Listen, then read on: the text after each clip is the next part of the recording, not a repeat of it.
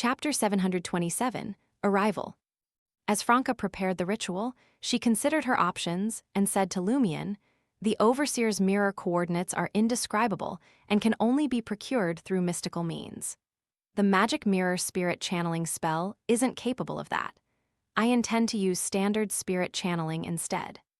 While the magic mirror spirit channeling spell she had developed greatly extended the duration of the channeling and the number of questions the spirit would respond to, it was constrained by relying on the mirror as a medium, forfeiting the chance for other types of interaction.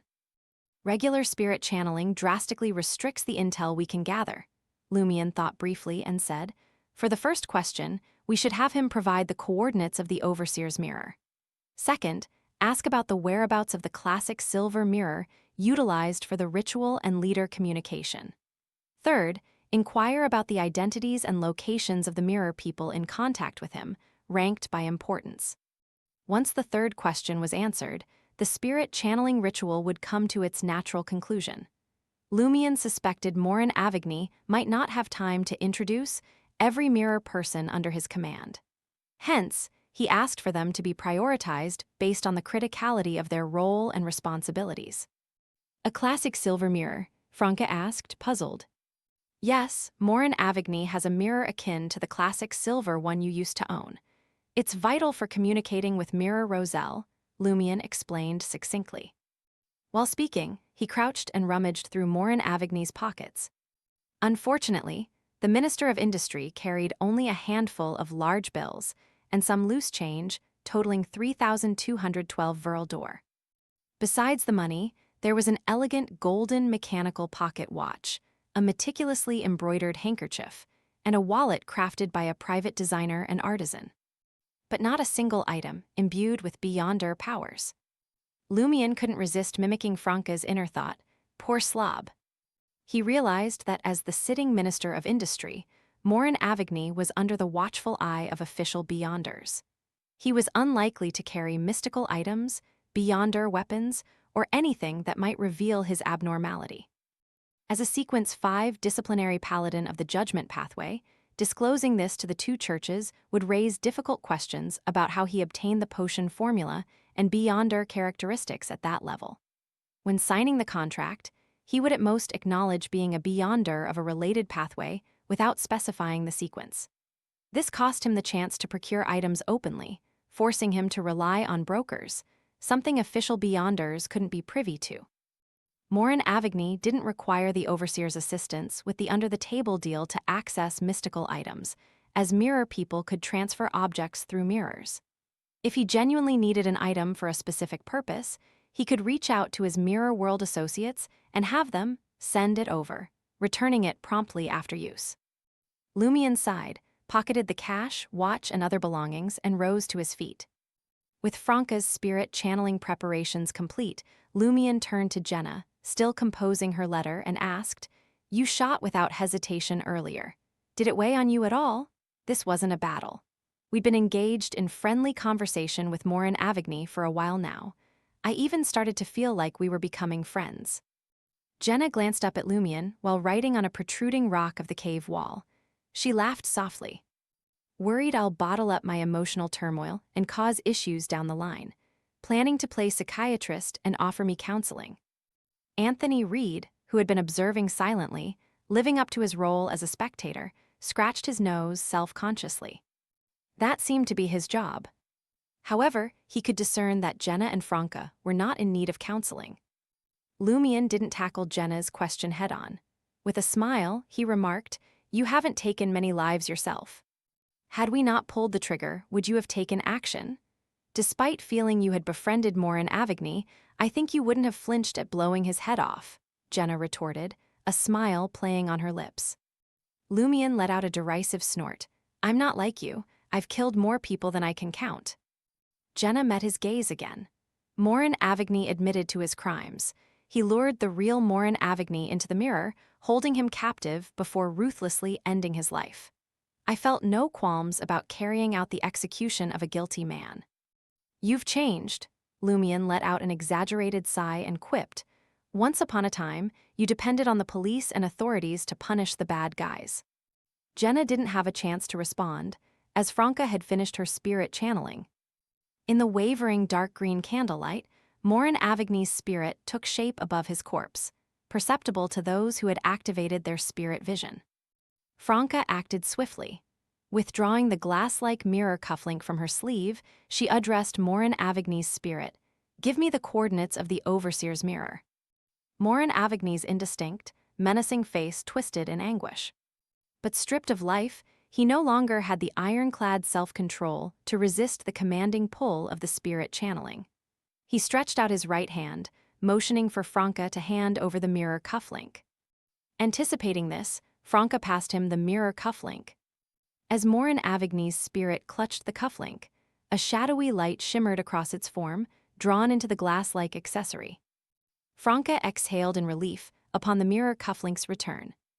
Having achieved the primary objective, it was time to reap further rewards. Her mood buoyed, Franca inquired of Morin Avigny with piqued interest. "Is there a functional classic silver mirror in your possession? Hold on." Abruptly realizing this constituted a question, she hastily rephrased. "Where is the classic silver mirror the Overseer used to facilitate communication with your leader?" Lumion had already ascertained Morin Avigny didn't have it on him.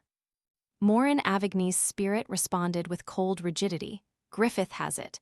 When I require it, I have him deliver it to me through the mirror." Franca's initial elation quickly gave way to an exasperated curse. Damn it! It dawned on her that she couldn't extract Griffith's mirror coordinates from Morin Avigny. The spirit channeling had but one question remaining. She needed to ask Morin Avigny about the mirror people serving as their contacts and their true identities. Requesting mirror coordinates was out of the question. Lumion and Anthony immediately grasped the reason for Franca's self-directed frustration, but they were powerless to intervene. Certain questions hinged on preceding answers, and mirror coordinates couldn't be conveyed through the magic mirror spirit channeling spell.